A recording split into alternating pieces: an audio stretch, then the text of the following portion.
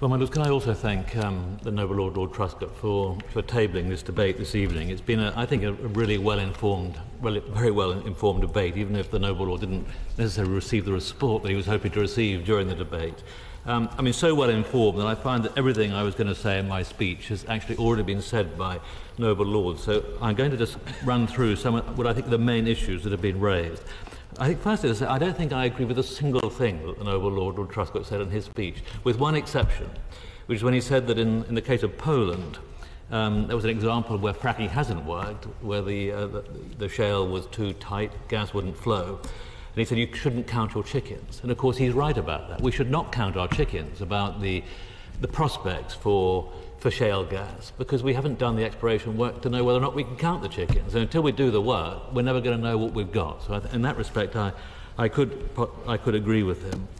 My noble friend Lord MacGregor, who chaired the select committee looking at fracking, said that the committee was unanimous that the benefits of fracking exceeded the risks. And his criticism of the government was not that progress was too quick, but that progress was too slow. And he drew attention to the fact that in the US, the cost of production now has come down from probably over $50 when they started, a barrel equivalent, down to $25. And it was now taking 20 days to drill a well. I mean, the success in the US has been phenomenal. I think that is something to be celebrated. It has been transformational. It has transformed the American economy. It has transformed geopolitics. It has been, of course, hugely resented by many producers in the Middle East and in Russia, as my noble friend Viscount Ridley pointed out, because the price has come down. And for those economies like the Russian economy has suffered hugely as a result. The noble Lord Young referred to the fact that we have some of the toughest safety regulations in the world, probably the toughest in the world. He referred to the fact that we had 50 years of experience in onshore and offshore oil and gas exploration. He referred to the irresponsible scare stories. I mean, those irresponsible scare stories are not just limited to us in the UK, they're also in the US. I mean, much of the US, production probably would have gone quicker without those scare stories. I mean, I think it's worth just pointing out that in 2000, there were 26,000 fracked wells in the US, accounting for 7% of US total natural gas production. By 2015, the number of wells had grown to 300,000, equating to 67% of total natural gas output in the US. It shows what can be done. I think what they've done in the US is an extraordinary achievement.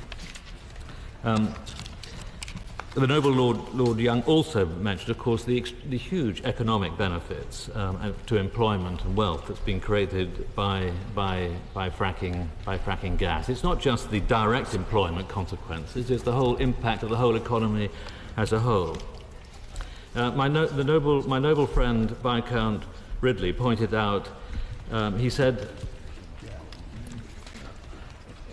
said that he referred. This was a point picked up later on by the noble Lord Mair, that there were that he had seen there was no evidence of any groundwater contamination in the US, and that it had cut greenhouse gases.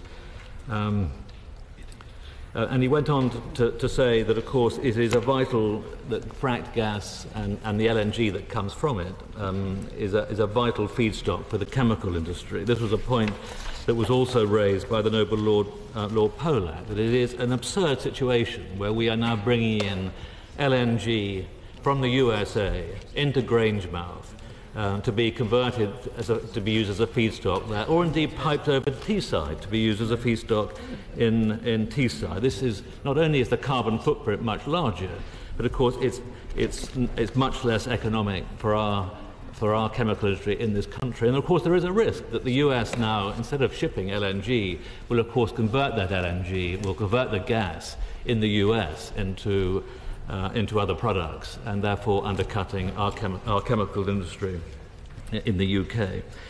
The noble Lord Mair, I thought, referred to the work done by the Royal Society and the Royal Academy, which I thought was pretty conclusive. That they found that fracking was unlikely to contaminate groundwater, that the earth tremors were minimal, so long as there was proper regulation, proper monitoring, and that the well operations were properly managed. He said that the scare stories and mistruths abound, and I think he is absolutely right in that regard. And the noble Lord Smith, who was not only chaired the task force into shale gas, but was at the same time was chairman of the was chairman of the Environment Agency. Again, his conclusion was a very clear one, that on the balance, that shale gas was a good thing for the UK. On the point made by Lord Hodgson about the Shale Wealth Fund, well, I think we are slightly putting the cart before the horse when he referred to the Norwegian Sovereign Wealth Fund being $850 billion. We haven't yet got any gas out of the ground over here. It will be a lovely problem to have. As he knows, the government is consulting about forming a sovereign wealth fund equivalent, which will be funded by 10% of tax revenues. That is still being consulted upon. It will be a lovely problem to have. Now, of course, we must. I don't want to minimise the points that will be made by the noble Baroness Featherstone and noble Lord Grantchester. There are, of course, environmental issues. It would be foolish to pretend that they should not be taken into consideration. But gas is the cleanest fossil fuel when combusted, producing half the carbon emissions of coal, and is expected to have a comparable carbon footprint to LNG. Shale gas could, therefore, act as an effective lower carbon bridge technology while we develop renewables, improve energy efficiency, and move towards a lower carbon economy. The Infrastructure Act of 2015 inserted safeguards for licensing onshore hydraulic fracturing into the Petroleum Act of 1998. These include the assessment of environmental impacts, groundwater monitoring, community benefits, and the associated hydraulic fracturing will not take place within protected groundwater source areas and other protected areas. We have banned fracking within 1,200 metres of the surface in national parks, the Broads, areas of outstanding national beauty, World Heritage Sites, and areas most vulnerable to groundwater pollution. We are confident that these measures will protect our most valuable areas for the future. I've been asked to wind up, but in conclusion I would say this, that the potential benefits of fracking in the UK are enormous. We've seen how transformational they have been in the USA. If we do have the right regulatory system around it, if we take the right protections for our environment, then this is something that this government is wholly in favour of.